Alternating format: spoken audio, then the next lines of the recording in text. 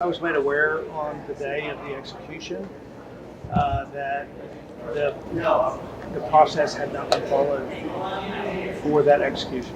And so I suspended temporarily that execution and determined that it was very important to me that the death penalty is an incredibly important issue. And it was very important to me that we make certain that every process is being followed.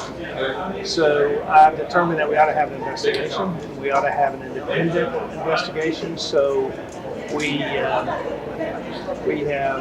brought on Ed Stanton, who is a former Attorney General and or a former district attorney, and he will be leading that investigation over whatever amount of time it takes to determine that we are following the process correctly in the state.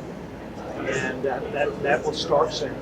Can you say anything about the specifics of how that came to play on that day? I was one of the people there. I was just, as soon as I was made aware of it, is when I made the decision shortly thereafter, just within a few minutes thereafter, confirmed that there had been a procedure not followed, and once that confirmation was made, then I suspended that, and then spent the next week determining how best to put together an independent investigation and who best to lead that.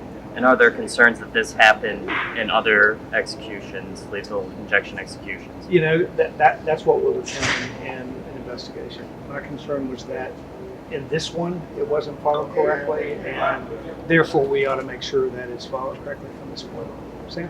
You know, victims are a very important part of this process, and our office is communicating with the families that are affected by this.